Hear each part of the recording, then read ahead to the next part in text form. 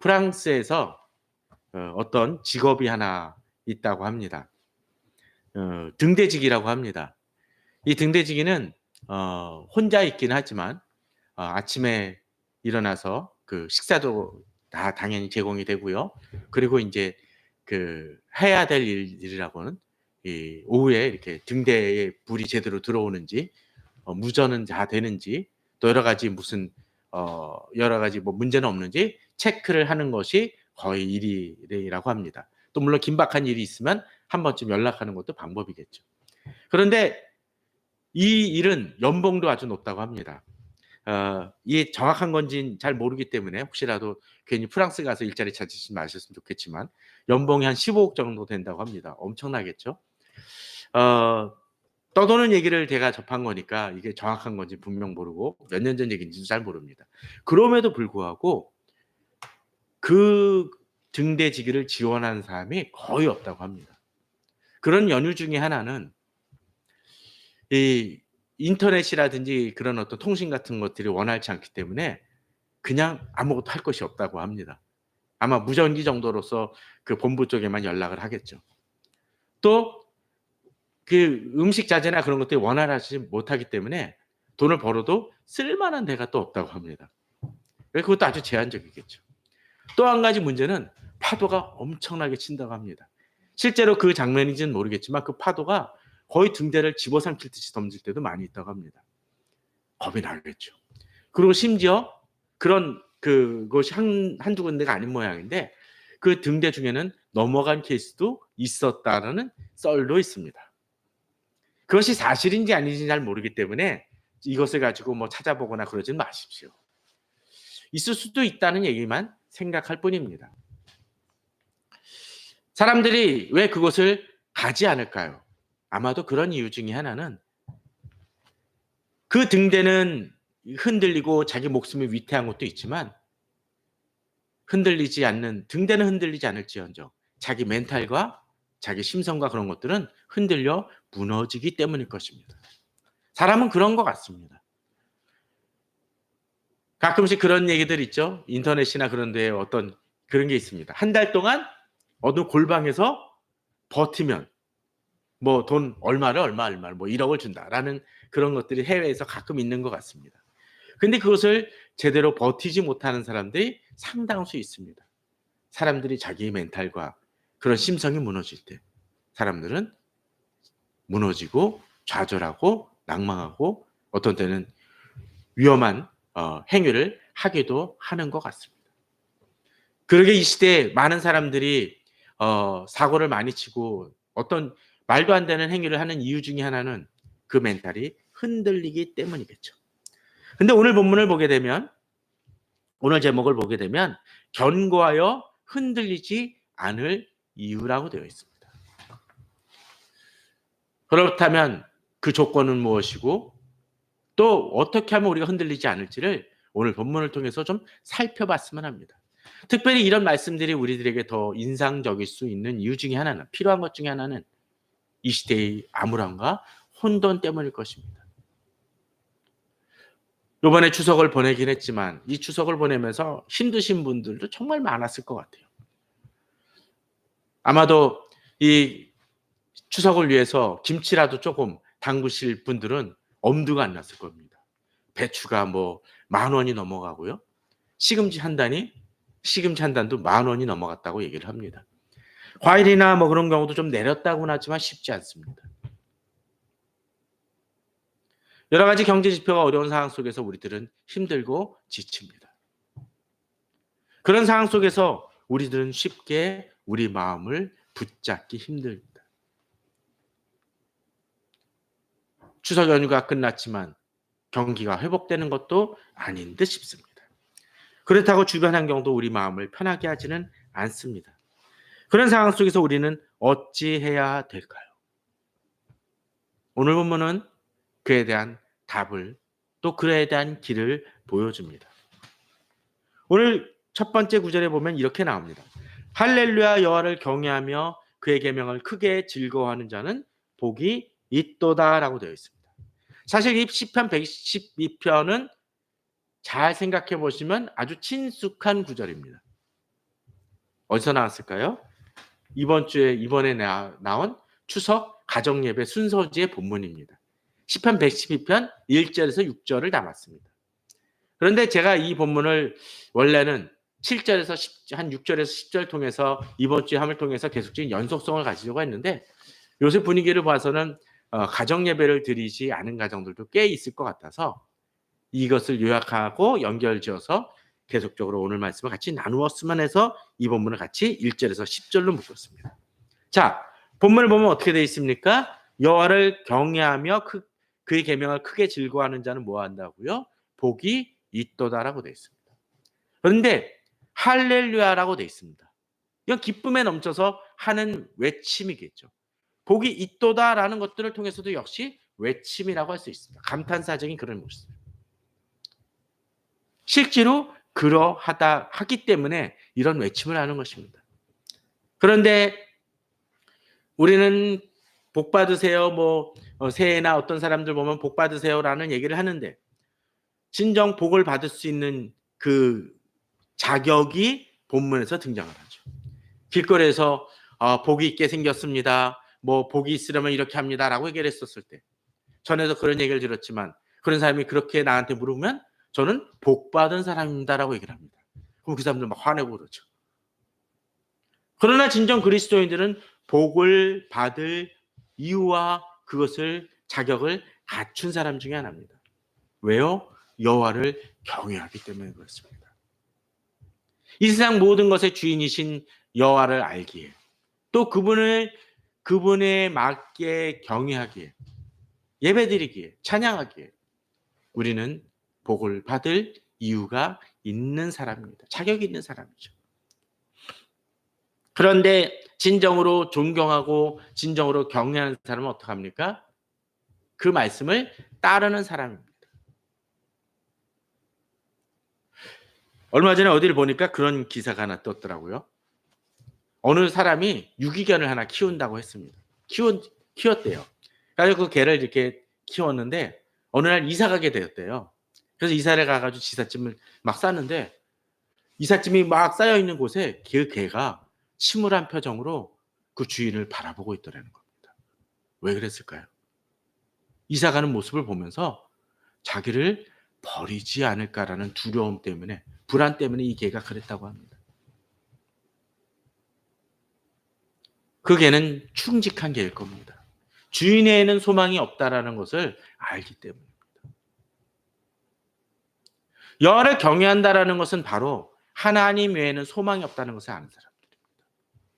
그런데 그럼에도 불구하고 하나님이 어떤 분인지를 아는 사람이 그 말씀을 경홀히 여기고 함부로 대하고 무시한다라면 그 사람은 정상적인 사람일까요? 아닐 것입니다.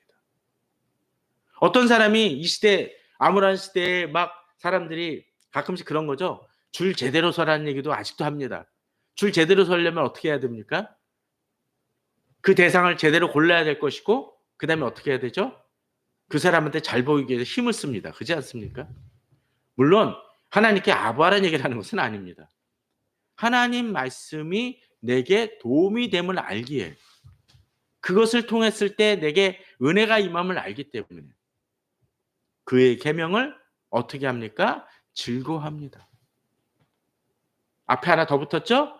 크게 즐거워합니다. 왜? 그것 외에는 소망이 없고 그것 외에는 기쁨이 없음을 알기 때문이죠.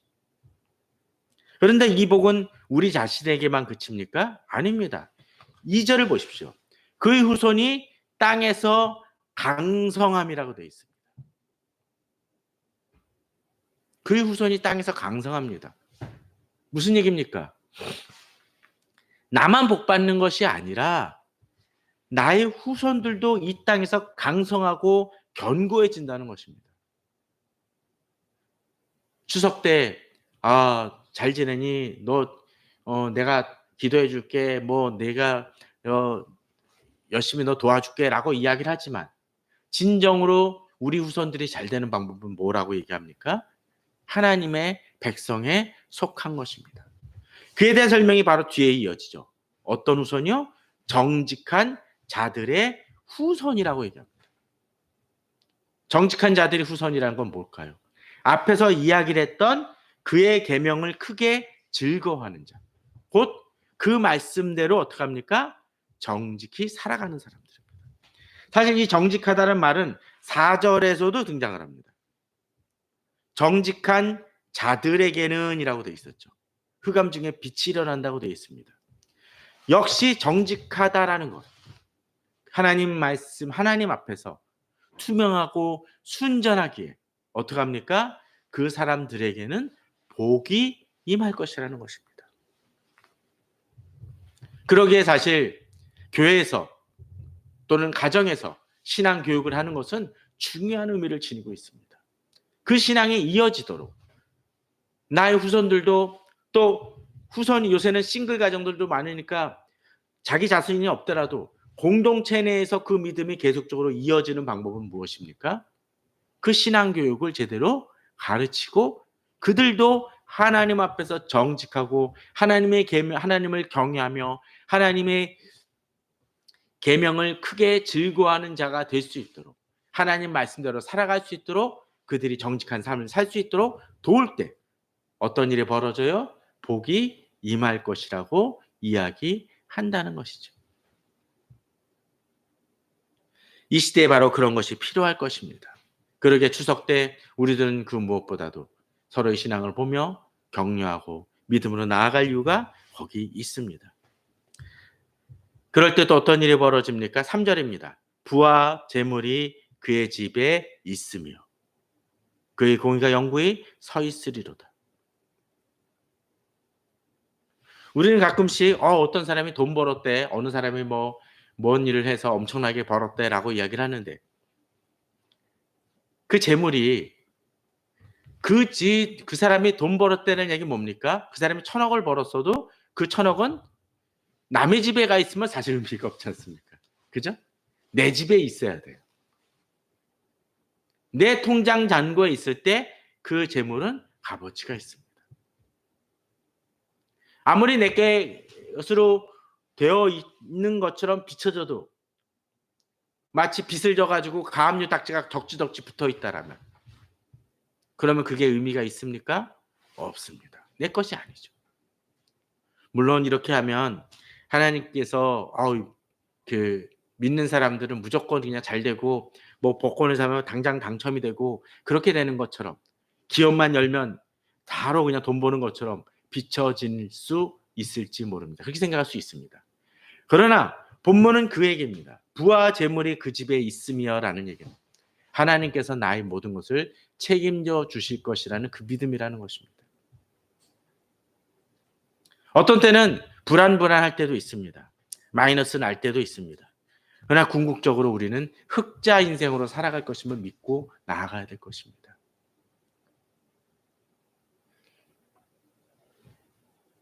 어느 사람이 돈이 너무 급해가지고 어느 사람한테 도움을 요청합니다. 그런데 그 돈이 필요한 날은 그 내일인데 그 친구가 아직 입금을 안 해줍니다. 그러니까 사람은 어떻게 합니까? 불안하니까. 야, 한 며칠 아니 일주일 먼저 땡겨서 주면 안 되겠니? 계속 그럽니다. 근데 그 신실한 친구는 딱 그 날짜에 제대로 넣어주죠. 물론 믿을 만한 사람이 아니면 문제가 되겠지만. 어떤 때 사람에 대해 불안하기 때문에 그렇게 행하지만 하나님은 나의 모든 것을 아시고 주관하시는 분이시기 때문에 주께서 나를 도우시고 지키시고 내 생각으로는 당장 이때라고 생각이 되어지지만 그렇지 않게 하나님께서 가장 적절한 때에 우리를 이끌어 주실 것이라는 믿음을 가져야 된다는 거죠. 문제는 내 안에 공의가 서 있느냐라는 것이고 내가 정직한 자냐라는 것이고 하나님의 계명을 크게 즐거워하는 자로서 살아가고 있느냐 하는 것일 것입니다. 복을 받길 원하십니까? 그렇다면 우리는 적당히 살아가는 모습들을 피해야 됩니다. 최근에 우리는 열왕기하 말씀을 다루고 있습니다. 거기에 예후라는 사람이 등장을 합니다. 아합 자손의 문제로 인해서 엘리사가 이야기를 하죠. 네가 이 아합 자손을 꺾고 네가 왕이 될 것이다라고 얘기를 합니다. 그랬더니 이 사람이 어떻게 하는? 바로 가서 왕을 죽여버리고 자기가 왕이 돼버리고 맙니다. 엘리사는 어떤 얘기를 하지 않았습니다. 시기와 방법은 얘기하지 않았습니다. 근데 그 사람은 시기와 방법을 자기가 택해서 그리고 아합 자손을 멸절을 합니다. 또 그리고 바알 선지자들 한 곳에 모아가지고 다 멸절을 시킵니다. 이것만 보면은 그래도 하나님 앞에서 너무나 어그러졌던 이스라엘을 바로잡으려는 노력을 기울이고 있는 것처럼 비춰집니다. 그런데 성경 9절 뒤에는 그렇게 얘기합니다. 그는 금송아지는 없애지 아니하였더라. 금송아지 어떤 것입니까? 여로보암 왕이 이 북이스라엘, 그 이스라엘 사람들이 그 유다 예루살렘에 가서 예배를 드릴까봐, 제사를 드릴까봐 그것이 싫어서 어떻게 하죠? 금송아지를 만들어 이것이 하나님다라고 이야기를 하죠. 또 그 금송아지는 어떠했습니까? 광야 때 이스라엘 백성들이 하나님 대신 만들어 놓고 이 금송아지가 애굽에서 너희들을 이끌어내었다라고 하면서 우상 숭배를 했던 것이기도 합니다. 또 그 금송아지는 애굽에서 우상이기도 했었고요. 우리들은 어떤 때 하나님 앞에 순전하다라고 이야기하는 것 같지만 실제로는 그렇지 못하고 또 다른 모습을 하나님 앞에서 양분화된 모습을 그 신앙의 모습을 가질 때가 많이 있습니다. 그러나 진정 하나님 앞에서 온전한 사람들 어떠한 사람들? 정직한 자들, 하나님 앞에서 순전한 자들, 하나님을 경외하며 온전히 섬기는 사람일 것입니다.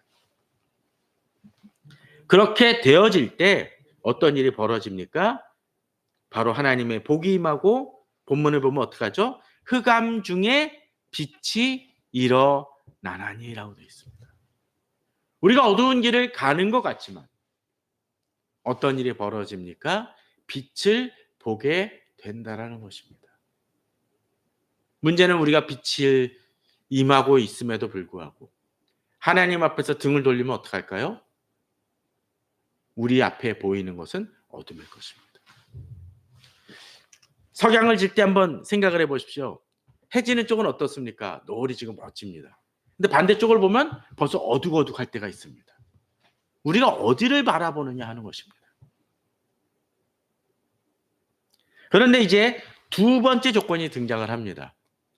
하나님 앞에서 복받는 사람들은 어떤 사람들이냐?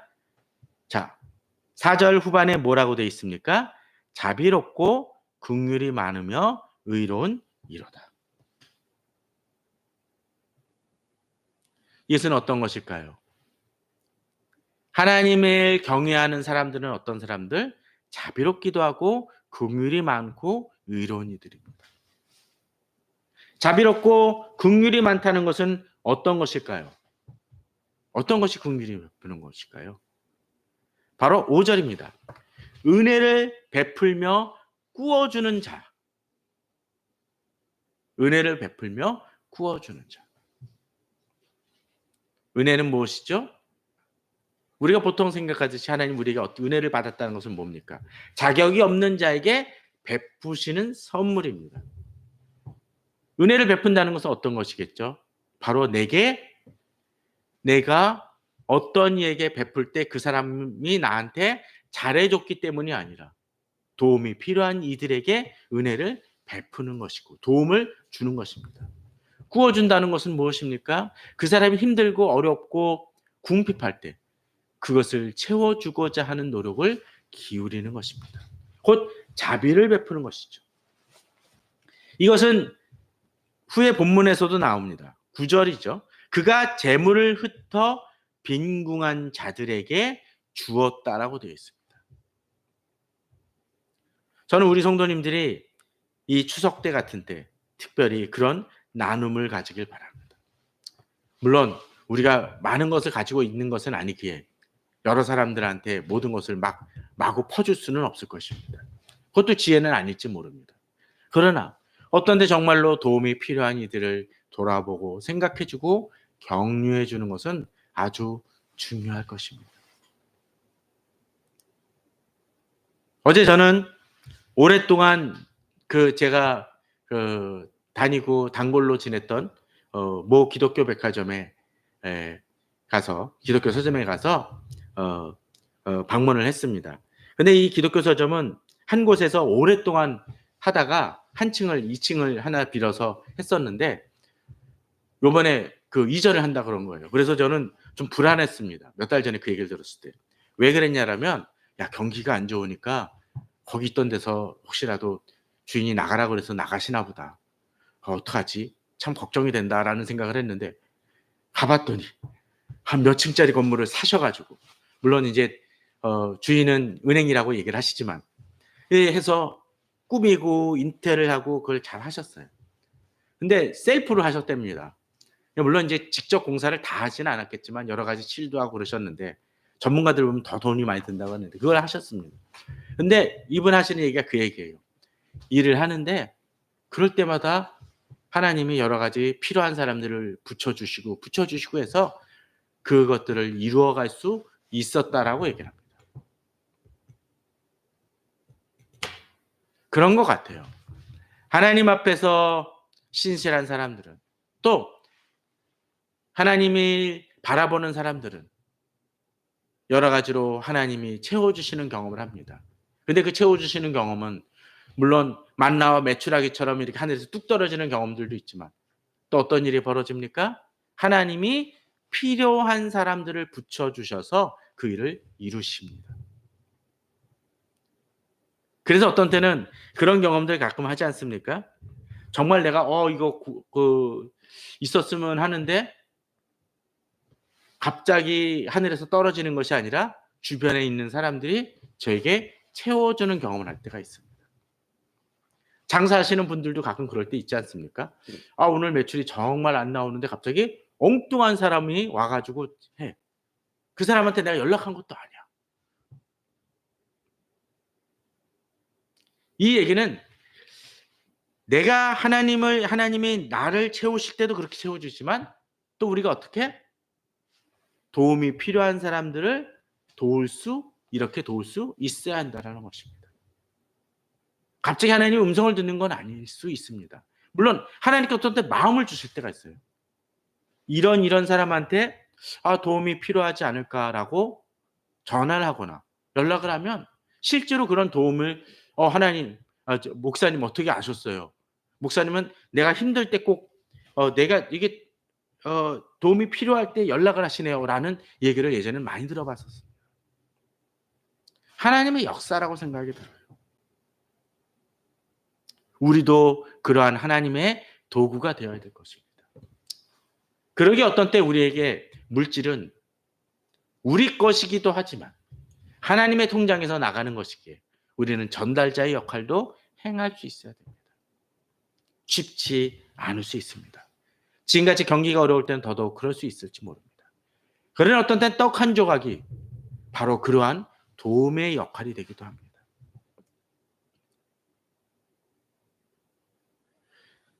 우리는 그러한 믿음으로 나아가야 될 것입니다.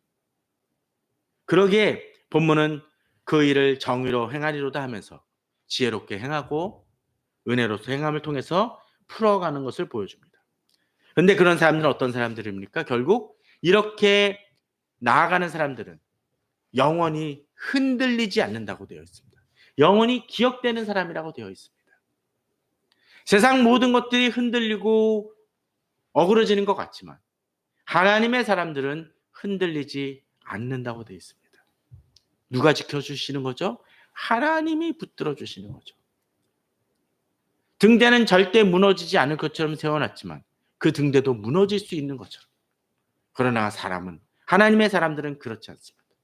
또 어떻게 해요? 의인은 영원히 기억되리로다고 되어 있습니다. 사람에게는 잊혀질지 모르지만 하나님은 기억하시기에 우리는 담대히 나아갈 수 있습니다. 7절은 또한 이렇게 얘기합니다.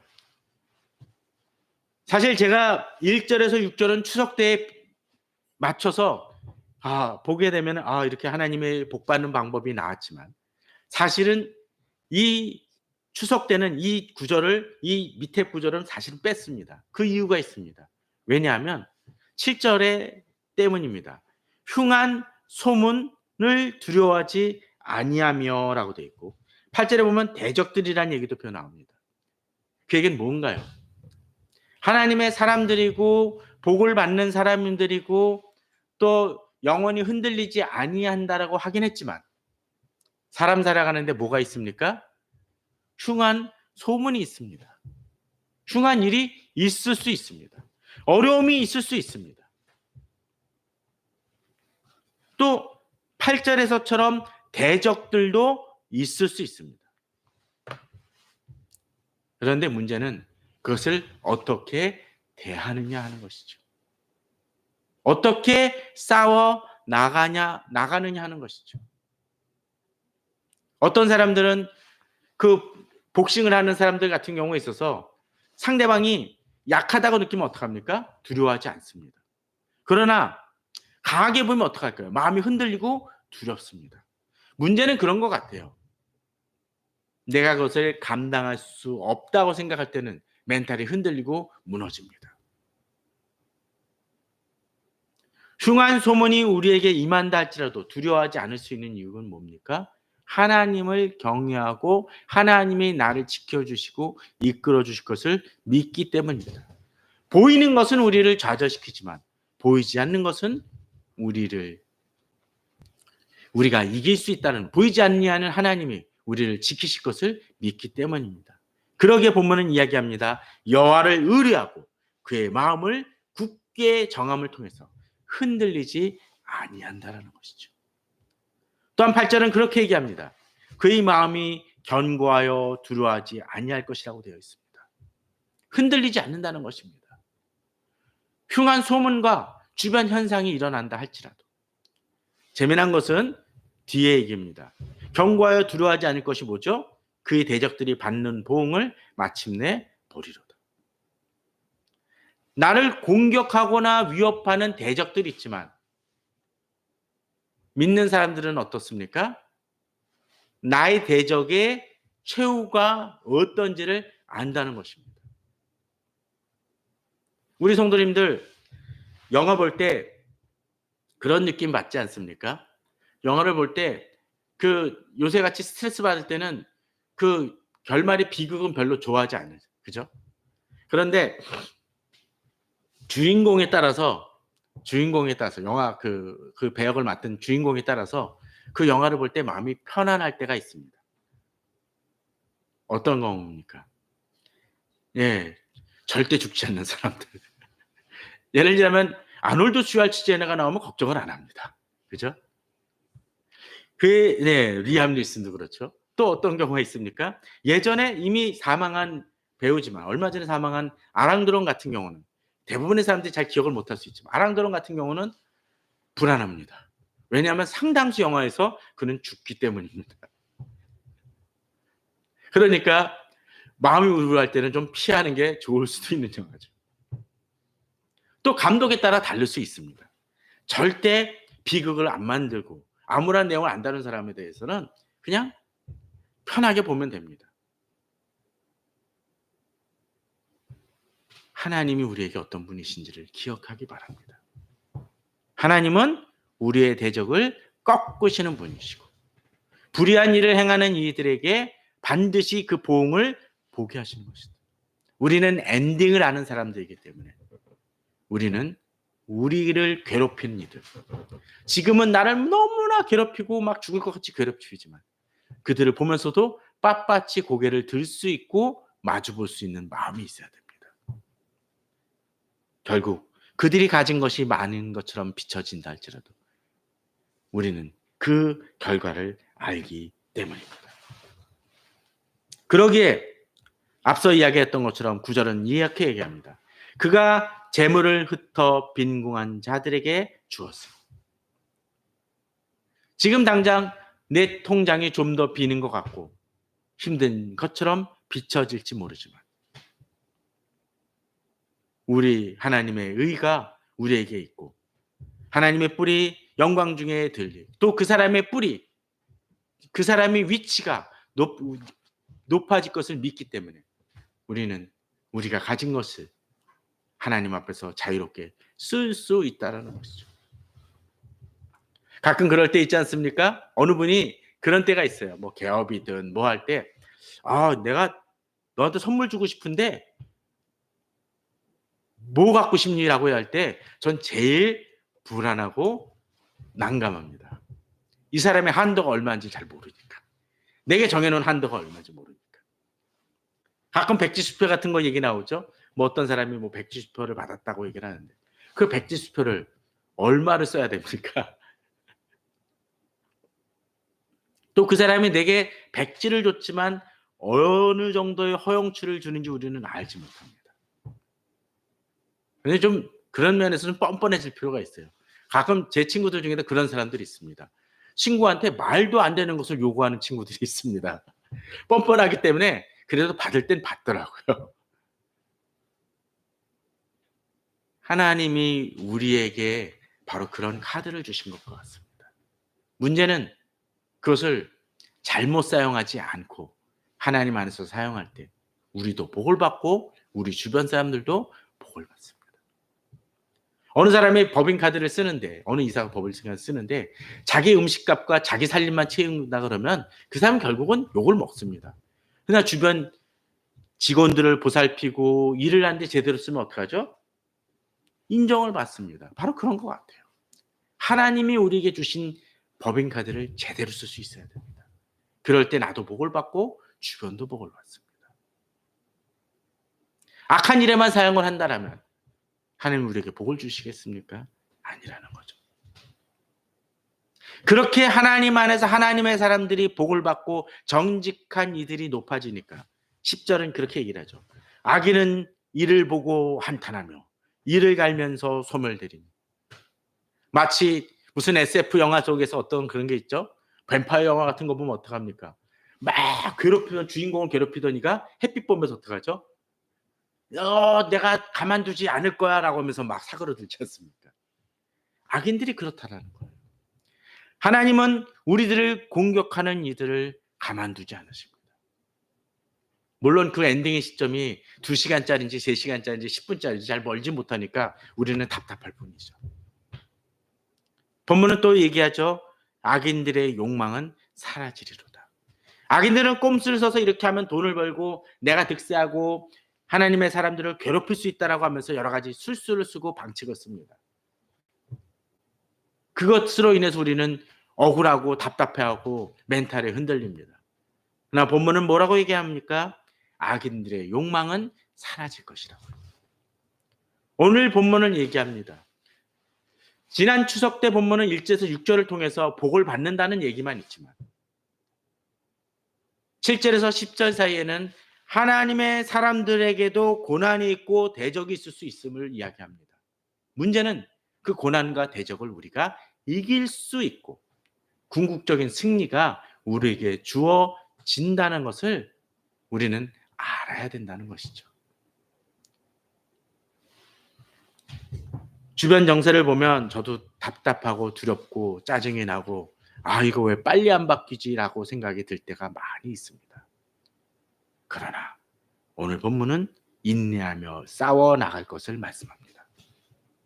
저는 우리 성도님들이 지금 예배를 끝나고 나간다 할지라도 갑자기 모든 일이 풀려나가고 나를 괴롭히던 이들이 갑자기 거꾸로져 병원에 입원하고 비어있던 통장이 갑자기 꽉 차고 그런 일은 없을 것이라고 확신합니다.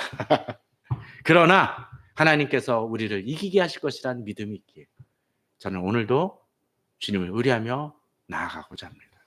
우리 성도님들도 그러한 마음으로 믿음의 싸움들을 이겨나가고 세상 편이 아니라 하나님 편에 서는 우리 성도님들 되시기를 주님의 이름으로 축원합니다.